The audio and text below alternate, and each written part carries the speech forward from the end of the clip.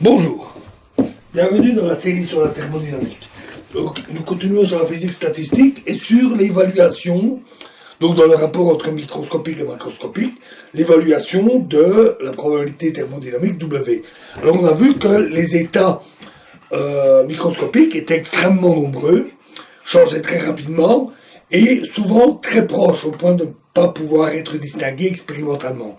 C'est pour ça qu'on effectue une partition moins fine de l'ensemble des valeurs microscopiques en domaine d'extension, d'une certaine extension, delta I, peu importe le nom, qui regroupe les états quantiques qui sont voisins d'énergie très proches, au point de ne pas pouvoir être distingués. Alors voici comment se présentent schématiquement les valeurs. Donc si on a des grandeurs microscopiques, ici j'en dessine deux, mais il peut y en avoir des dizaines, bien entendu. On va avoir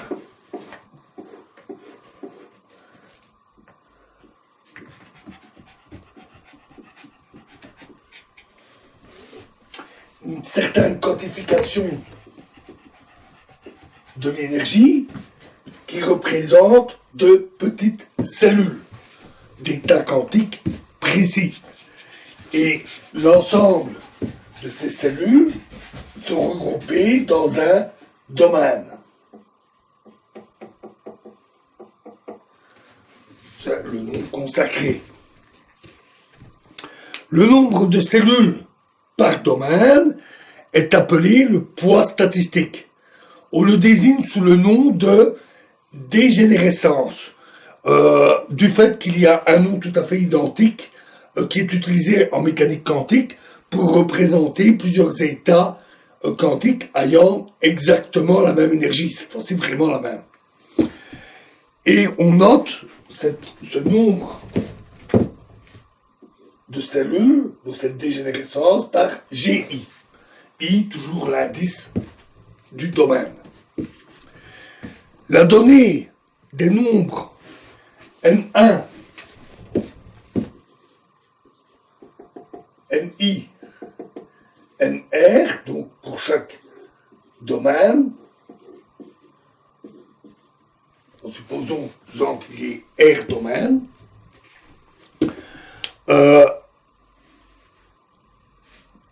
la donnée des nombres N1, NI, NR, de N1, N2, etc., jusqu'à NI et jusqu'à NR, de particules se trouvant dans les domaines 1, 2, etc., I jusqu'à R, d'énergie epsilon 1, epsilon 2, epsilon I, epsilon R, définit alors l'état macroscopique du système. La description macroscopique de l'état d'un système est donc moins précise que la description microscopique. Un état macroscopique pouvant être réalisé par un grand nombre d'états microscopiques différents. Je vais donner un tableau qui donne la correspondance entre les deux descriptions microscopiques et macroscopiques. Donc, micro, macro. Alors, on a d'une part les éléments de l'ensemble des valeurs possibles pour les grandeurs. Donc, les grandeurs microscopiques et les grandeurs macroscopiques. Donc, les grandeurs forment des cellules d'indice J. Et les grandeurs macro forment les domaines d'indice I. L'énergie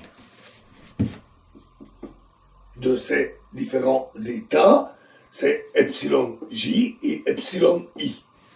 L'énergie étant bien définie, puisque nous regroupons des états d'énergie voisine qui ne peuvent être distingués expérimentalement, donc à peu près de la même énergie. Et la dégénérescence est 1 pour une cellule et GI, c'est-à-dire le nombre de cellules dans le domaine, pour le macroscopique. Voyons maintenant comment évaluer la probabilité thermodynamique W d'un état macroscopique du système physique considéré, c'est-à-dire le nombre d'états microscopiques différents réalisant cet état macroscopique. Selon les systèmes physiques, les états quantiques relatifs à une particule sont peu nombreux et bien séparés en énergie, ne sont pas toujours des énergies très proches, ou au contraire, il peut être en nombre infini avec des différences d'énergie beaucoup trop petites pour pouvoir être mesurées. On rencontre aussi des cas intermédiaires, avec même parfois des variations d'un domaine à l'autre. On utilise cependant, pour traiter tous les cas, le même langage qu'on vient d'introduire, auquel nous avons souvent fait référence à propos des gaz, dans lequel une cellule désigne un état quantique précis et un domaine regroupe un nombre GI d'états quantiques d'énergie voisine epsilon I.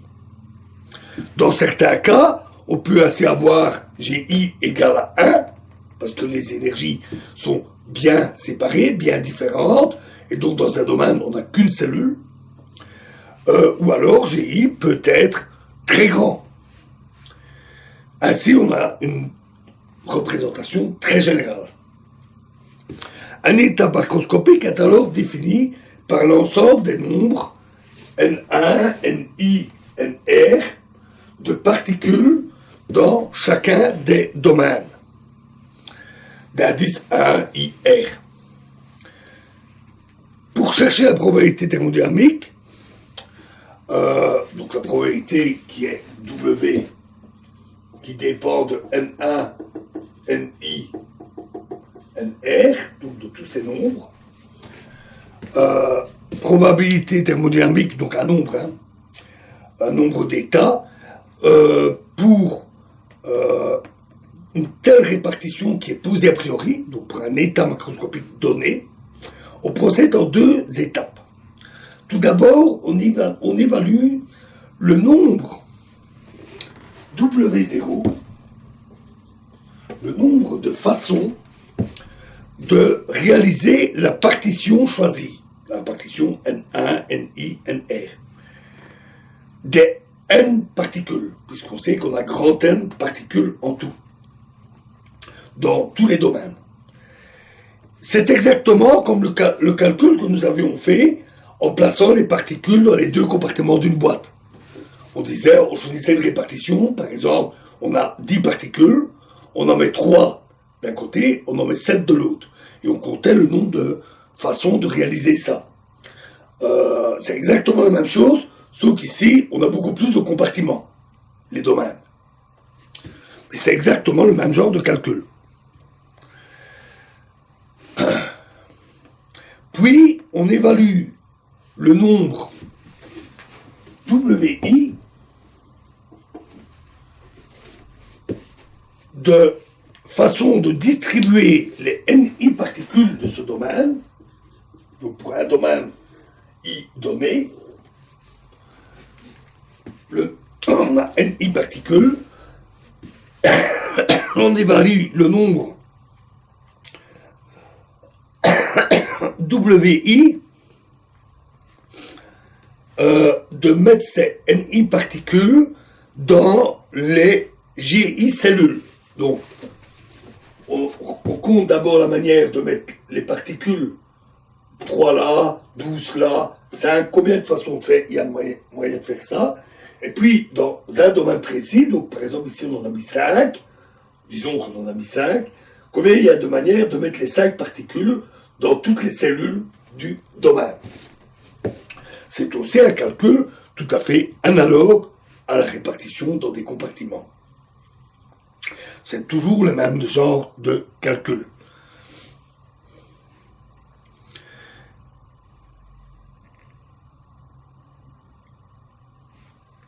On fait ce calcul pour chacun des domaines et on obtient finalement W. On sait qu'il y a W0 manière de les répartir dans les domaines, W1 manière de les répartir dans un domaine, le domaine 1, W2 de manière de les répartir dans le domaine 2, etc. Et donc, le nombre total de répartitions possibles, c'est le produit W0 fois W1 fois W2, WI, WR. Un grand produit de tous les résultats. On peut schématiser la méthode comme suit. Donc, on a grand N particules et on regarde comment les répartir dans NI, NR, dans les R domaines. Donc ça, c'est la répartition et ça donne W0. Ensuite, pour chaque domaine, ils ont NI, on regarde les cellules et on dit, ah voilà, les NI particules, je peux en mettre deux là, une là, 3 là, et on compte combien il y a de manières de faire, WI. Et au final, pour le tout, on a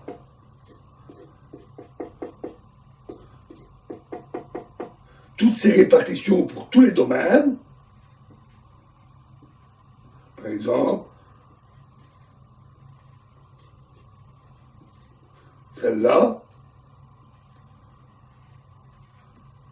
un autre domaine, tous les domaines, et donc W va être égal à W0 fois W1 jusque WR.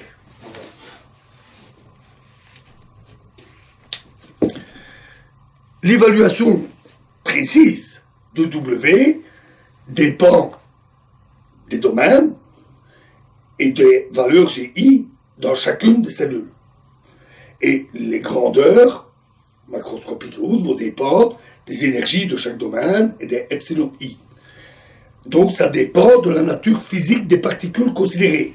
Et on devra distinguer deux cas. Le cas selon que les particules sont discernables, considérées comme classiques, ou comme indiscernables, considérées comme quantiques, comme nous en avions parlé.